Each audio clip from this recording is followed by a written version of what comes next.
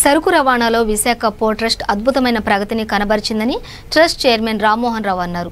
Lockdown అమల్లో ఉన్న port యాజమాన్యం ప్రణాళికాబద్ధంగా వ్యవహరించడంతో సరుకు రవాణాలో ఇతర పోర్టుల కంటే మెరుగైన ఫలితాలను సాధించడం జరిగిందని వివరించారు. పోర్టు ట్రస్ట్ 2020-21 ఆర్థిక సంవత్సరానికి గాను 69.84 మిలియన్ టన్నుల సరుకు రవాణా చేసి విశాఖ పోర్ట్ ట్రస్ట్ చరిత్రలో రెండవ అత్యున్నత సరుకు రవాణా చేసి రికార్డు నమోదు చేసి మేజర్ పోర్టులలో దేశంలోనే వరుసగా రెండో ఏడాది మూడవ స్థానంలో నిలిచిందని తెలిపారు. 72.72 చేశాం మిలియన్ టన్స్.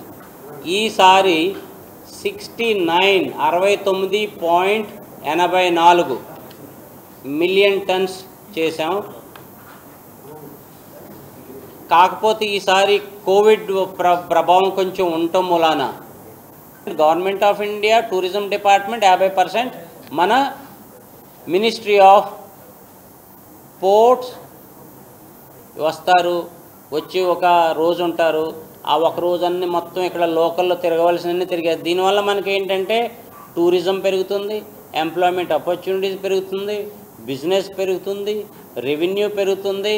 మన యొక్క విశాఖపట్నాన్ని ప్రపంచం మూలన మనం దీని గురించి మనం ప్రచారం చేయొచ్చు. దీనివల్ల ఈ ఉపయోగాలు ఉన్నాయి.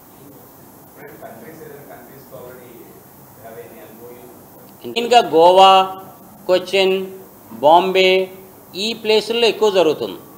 ఇప్పుడు ఆ ఏరియా నుంచి మనకి ఇక్కడ నుంచి చెన్నై, భువనేశ్వర్, పారాదీప్ ఈ ప్లేసులకి ఇలా కనెక్ట్ చేసి తీసుకెళ్ళడానికి ఇక్కడ నుంచి శ్రీలంక కూడా వెళ్ళొచ్చు. ఆ విధంగా అన్నమాట plans. Thank you. It is